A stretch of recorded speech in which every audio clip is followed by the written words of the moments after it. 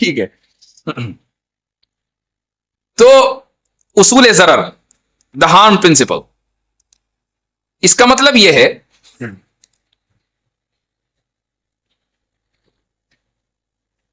ایک فلسفی گزرا ہے انگلینڈ میں، اس کا نام ہے جان اسٹورٹ مل. اس نے 1859 میں ایک کتاب لکھی دا ہارم پرنسپل کے نام سے، کتاب کا نام یہ ہے، اور اس نے اس اصول ضرر کو اس کتاب میں واضح کیا ہے. اور جس طریقے سے اس نے واضح کیا ہے، آج پوری مغربی تہذیب پہلے اصول پر اور اسی طریقے سے اس اصول کے اوپر کھڑی ہوئی ہے. یہی اصول آزادی کی بنیاد ہے. پہلے میں اس کے انگریزی الفاظ پڑھتا ہوں، بلکہ اردو میں پڑھ لیتے ہیں اس کو. اسٹینفورڈ انسائکلوپیڈیا آف فلسفی میں یہ الفاظ لکھے ہوئے ہیں: ایک تہذیب یافتہ معاشرے کے کسی فرد کے خلاف اگر آپ قانونی طور پر اس کی آزادی محدود کرنا چاہتے ہیں تو اس کا ایک ہی طریقہ ہے، اور وہ یہ کہ آپ اس کے ذریعے دوسروں کو پہنچائے گئے نقصان سے اس کو باز رکھتے ہوں. یعنی کسی بھی فرد کی آزادی کو محدود نہیں کیا جا سکتا، صرف ایک صورت ہے، وہ یہ کہ آپ اس کی آزادی کو اس لیے محدود کر رہے ہو تاکہ آپ اس کے ذریعے دوسرے کو لاحق ہونے والے ممکنہ نقصان سے بچا سکیں، دوسروں کو بچا سکیں. مثلا ایک چور کو چوری کی آزادی اس لیے نہیں دی جا سکتی کہ وہ جب چوری کرے گا تو دوسروں کو مالی نقصان ہوگا. ایک قاتل کو قتل کی آزادی اس لیے نہیں دی جا سکتی کہ وہ قتل کرے گا تو دوسروں کو نقصان ہوگا. تو دوسروں کو جانی اور مالی نقصان اگر آپ پہنچا رہے ہیں تو آپ کی آزادی کو محدود کیا جائے گا. اس کے علاوہ آزادی کو محدود کرنے کا کوئی مطلب نہیں ہے، آپ جو چاہے کریں. تو دو دائرے ہیں: پہلا دائرہ جانی نقصان نہیں پہنچا سکتے، جسمانی نقصان نہیں پہنچا سکتے. دوسرا دائرہ مالی نقصان نہیں پہنچا سکتے. اس کے علاوہ آپ اگر ذہنی طور پر نقصان پہنچانا چاہیں کوئی مسئلہ نہیں. آپ سامنے والے کو پریشان کرنا چاہیں ذہنی طور سے کوئی مسئلہ نہیں. آپ سامنے والے کے اوپر اس کی کردار کشی کرنا چاہیں کوئی مسئلہ نہیں.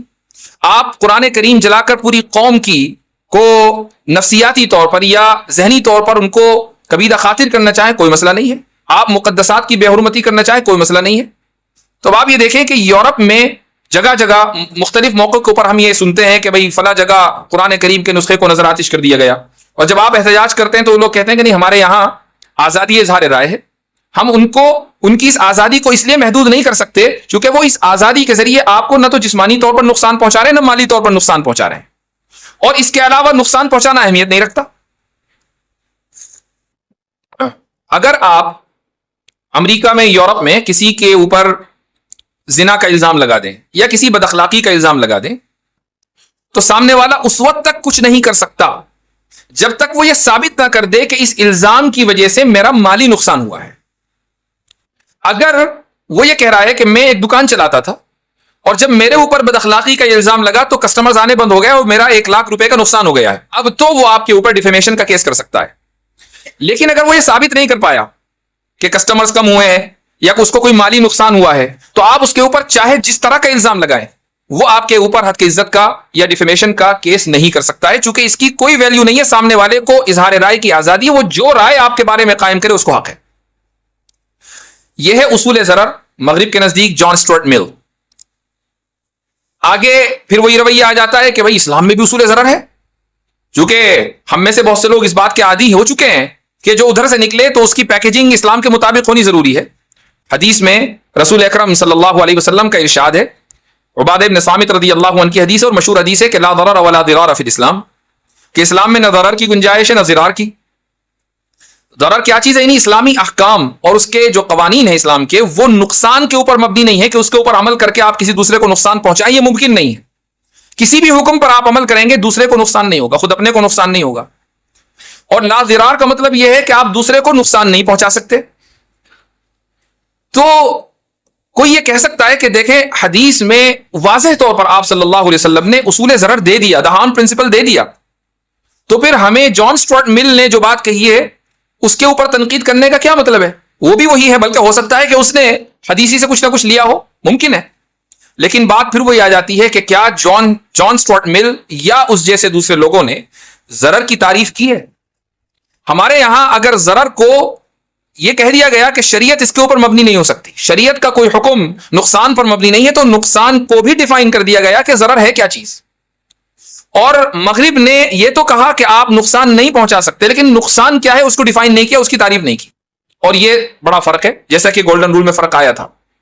تو ضرر کیا ہے؟ علامہ مناوی لکھتے ہیں ضرر کی تعریف کرتے ہوئے، کہتے ہیں الحاق مفسدۃ بالغیر، کسی دوسرے کو، انہوں نے مفسدہ کا لفظ استعمال کیا کہ دوسرے کو مفسدہ پہنچانا، الحاق۔ اب مفسدہ کیا ہے؟ مفسدہ کی تعریف یا فساد کی تعریف ابن کثیر یوں فرماتے ہیں کہ الفساد هو العمل بالمعصیہ او العمل بما يخالف النصوص الشرعیہ۔ فساد کا مطلب ہے معصیت یعنی گناہ کا کام کرنا یا شرعی نصوص کی خلاف ورزی کرنا، یہ فساد ہے۔ اس کا مطلب یہ ہوا کہ ضرر کے معنی آتے ہیں فساد کے معنی آتے ہیں شریعت کی خلاف ورزی کے، جو جیسے ہی آپ شریعت کی خلاف ورزی کریں گے یہ ضرر ہے۔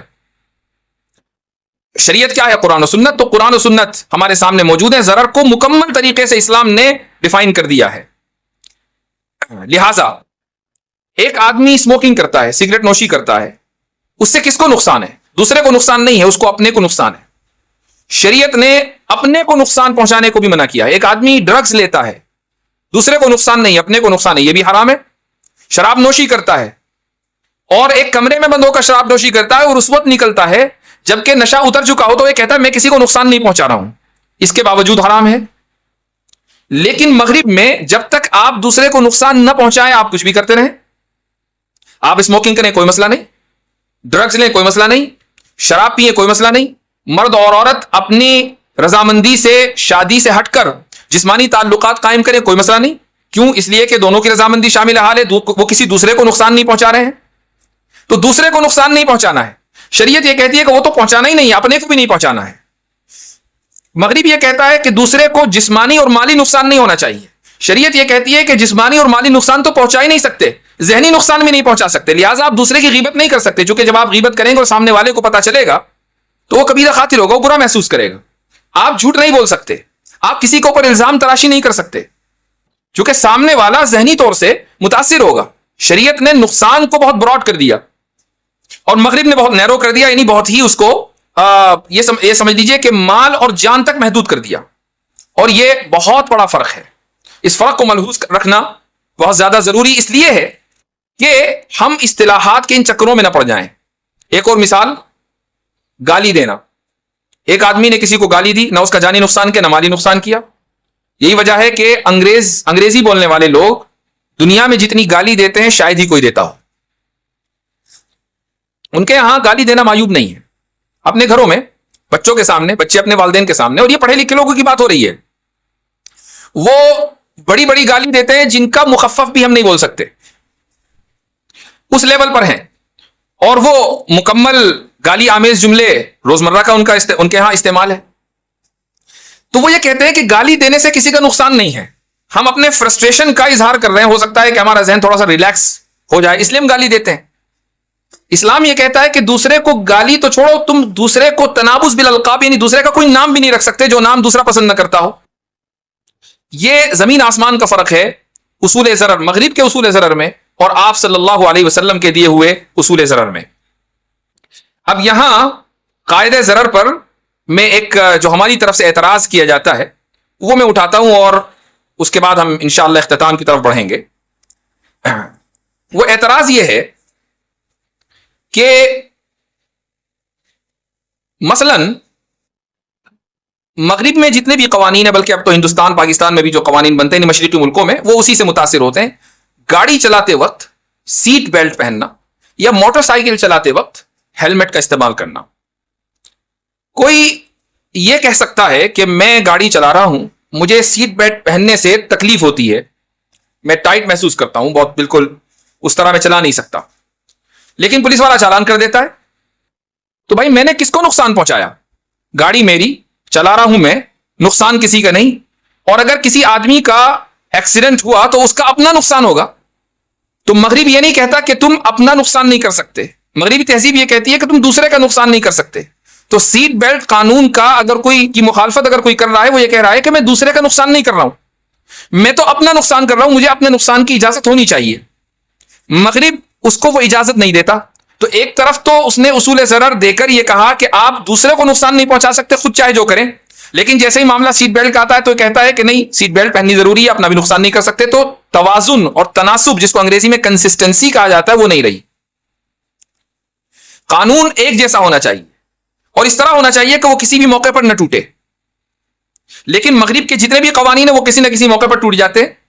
یہی بات ہیلمٹ پہننے والا کہہ سکتا ہے. تو مغرب نے یہ کہا کہ ضرر تو اصول ضرر تو دیا، لیکن اس ضرر کو کی جو تعریف ہے وہ پارلیمنٹ میں بیٹھے ہوئے لوگوں یا ممبران پارلیمنٹ کو دے دی کہ آپ ڈیفائن کریں کہ ضرر کسے کہتے ہیں. سبق پھر پڑھ صداقت کا، عدالت کا، شجاعت کا، لیا جائے گا تجھ سے کام دنیا کی امامت کا. سبق پھر پڑھ صداقت